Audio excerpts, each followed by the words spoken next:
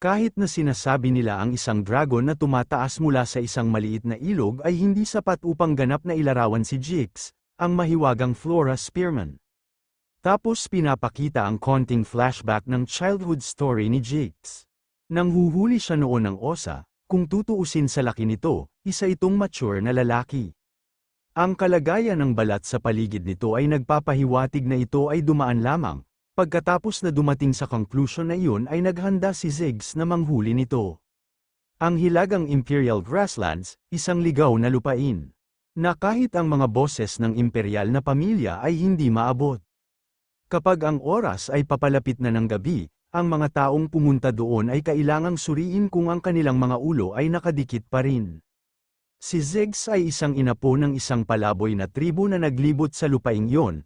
Nang siya ay sumapit sa pagtanda, siya ay nahiwalay sa kanyang pamilya, mula noong siya ay naiwan. Kung bakit siya naiwan, maaari ba siyang bumalik sa kanyang buhay tribo, walang nakakaalam, natuto siyang manghuli ng osa bago pa man siya natutong magbasa ng mga liham, sa halip na bumili ng mga paninda sa tindahan. Magaling muna siyang maghanap ng mga putol na bangkay sa gilid ng kalsada. Kaya ang conclusion ay ang buhay ng isang hayop, nakatingin kay Ziggs na naglalakad sa gitna ng lungsod habang hila-hila ang kanyang hinuhuli na osa. Parang pinagbubulungan siya ng mga tao doon, pero natarante si Ziggs nang may biglang nagtanong sa pangalan niya. Nang makita ang batang babae sa kanyang harapan, pagkatapos ay sinabi ni Ziggs ang kanyang pangalan. Naramdaman ng dalaga na si Ziggs ay parang lobo na naglalakad sa dalawang paa. Sa sandaling yun napagtanto ni Ziggs, ang walang katapusang buhay ng pag-alagala sa malawak na hilagang damuhan, sa pamamagitan ng pagkain ng mga bangkay ng hayop na matatagpuan sa gilid ng kalsada, natutulog sa ilalim ng buwan bilang kanyang bubong, nabubuhay tulad ng isang lobo na batang inabandona ng kanyang pack. Siya ay nabuhay ng isang malungkot na buhay. Pagkakita kay Ziggs na biglang umiyak ay nagulat ang dalaga, saka tinanong kung ayos lang ba siya. Sa araw na nakahanap siya ng makakasama sa buhay, napagtanto ni Ziggs kung ano ang pakiramdam ng kalungkutan. Si Ziggs noon ay inampun ng pamilya ni Elka, tinanggap siya ni Elka at ng kanyang ama bilang pamilya, hinahabol ang isang mabilis na daloy ng buhay panlipunan, ang kanyang wildlife ay unti-unting naging isang bagay ng nakaraan, at ang batang lobo ay isa ng tao, ngunit upang maprotektahan si Elka, handa siyang maging isang hayop muli.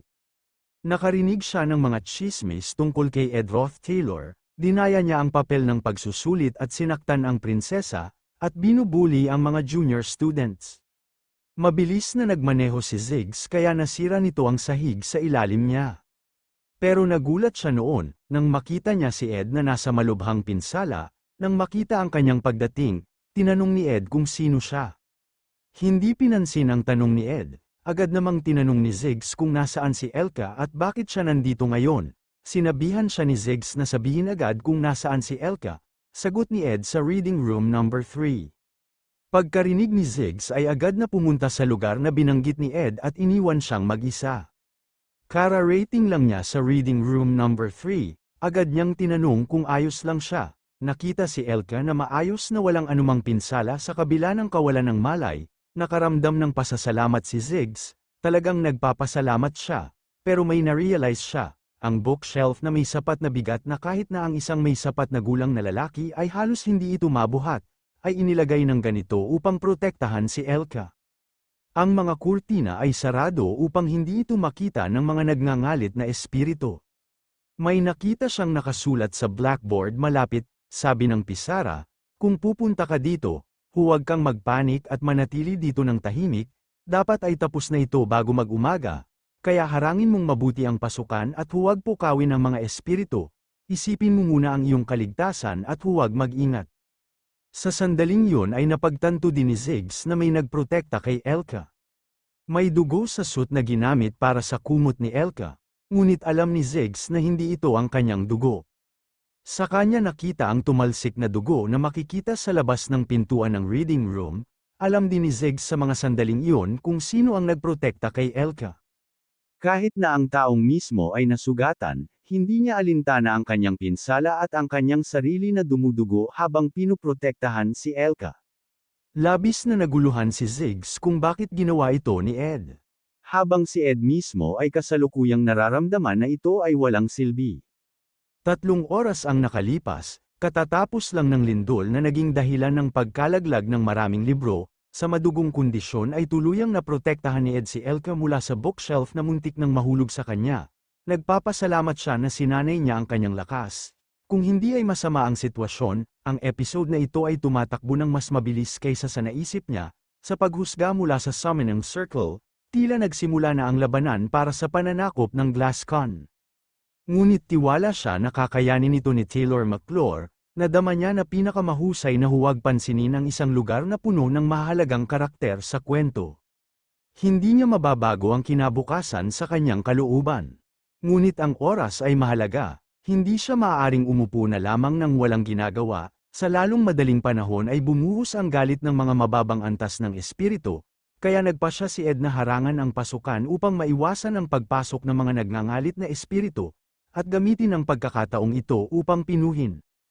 Para gumanda ang cabin niya, ngayon, kakainin niya ang beef jerky na dala niya at magre-research magdamag. Pero biglang may naalala si Ed, ang dahilan kung bakit espesyal ang kakayahan ni Janica ay sa kanyang mataas na kasanayan sa espiritu. Nauunawaan ang resonance ng espiritu, ang dalawang istatistikang ito ay binuo sa pamamagitan ng pakikipag-ugnayan sa mga espiritu.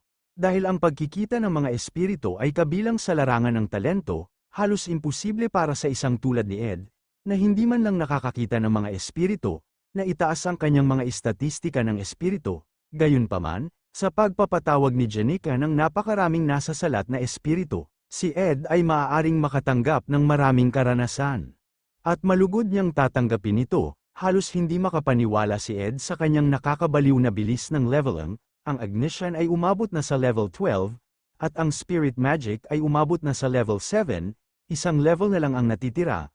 Ngunit sa kasamaang palad, si Ed ay nagtaka kung pinagsama niya ang Spirit Resonance at Spirit, na naiintindihan sa malampasan ang level 15, makakagawa ba siya ng kontrata na may espiritu? Ngunit sinubukan na niyang abutin ang kanyang limitasyon, higit pa rito ay baka nasa panganib siya, nang makita si Ed na nakaupo pa rin doon. Saka tinanong ni Ziggs kung ano ang ginagawa niya rito kanina. Medyo naiinis si Ed na hindi man lang niya hinayaang magpahinga ang isang taong puno ng mga pinsala, ngunit hindi niya kailangang magsinungaling para sagutin siya. Sagot naman ni Ed na nagpa-practice, na pabuntong hininga na lang si Ziggs sa sagot niya. Tiyak na hindi siya naniwala sa sagot ni Ed. Kahit ang pinakawalang muwang na tao ay hindi makapaniwala, pakiramdam ni Ziggs ay medyo naintindihan na niya kung anong klaseng tao siya. Sa lahat ng oras na ito, siya pala ang ganoong klase ng tao. Medyo naguluhan si Ed sa kanyang sinabi, yumuko si Ziggs sa kanya at sinabing malaki ang utang niya sa kanya. Nangako siya na babayaran niya talaga ang utang na ito, pagdating ng pagkakataon. Agad na napagtanto ni Ed na si Elka pala ang kalaguyo ni Jix. Actually sa plotbook lang nabanggit ang pangalan ni Elka kaya medyo nakalimutan na niya.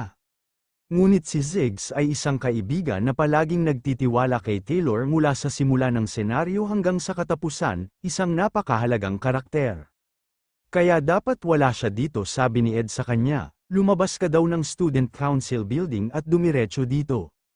Kung natiyak niyang ligtas si Elka, sinabihan siya ni Ed na umalis kaagad at gawin ang sarili niyang trabaho, tumakbo sa building ng Student Council, tulungan si Taylor, sundin mo lang ang kanyang mga salita at lahat ng ito ay maayos. Nagulat si Ziggs nang biglang banggitin ni Ed si Taylor at tinanong kung si Taylor McClure ba ang ibig niyang sabihin. Sabi ni Ed, oo, ang palaging halos hindi umiiwas sa kabiguan.